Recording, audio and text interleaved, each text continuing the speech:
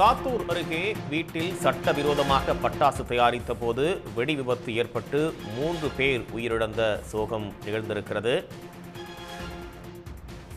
கூடுதல் விவரங்களை வழங்குவதற்காக செய்தியாளர் ஆனந்தகுமார் இணைப்பில் காத்திருக்கிறார். ஆனந்தகுமார், எப்போது இந்த சோகம் நிகழ்ந்தது? கூடுதல் தகவல் என்ன? விருதுநகர் மாவட்டம் சாத்தூரை அடுத்த வெம்பக்கோட்டை அருகே உள்ள விஜய் கரிசல் குளம் கிராமத்தில் வீட்டில் சட்டவிரோதமாக பட்டாசு தயாரிக்கப்பட்டு வந்தது. விஜய் கரிசல் குளத்தை சேர்ந்த பொன்னு பாண்டியன் என்பவருக்கு சொந்தமான வீடு கிழக்கு தெரு பகுதியில் உள்ளது. இந்த வீட்டை வாடகைக்கு எடுத்து இதே பகுதியைச் சேர்ந்த மாரியம்மாள், ஜெகதீஸ்வரன், முத்துலட்சுமி, சண்முகத்தாய் ஆகியோர் சட்டவிரோதமாக பட்டாசு தயாரித்து வந்ததாக கூறப்படுகிறது.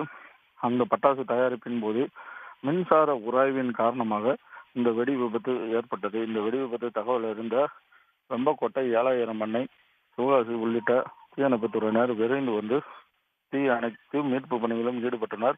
இந்த வெடி விபத்தில் விஜய்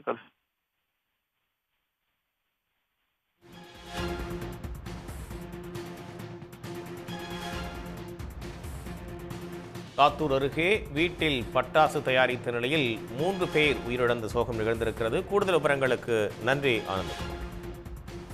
உடனுக்குடன் செய்திகளை தெரிந்து கொள்ள சன் நியூஸ் பெல் ஐகானை கிளிக் பண்ணுங்க.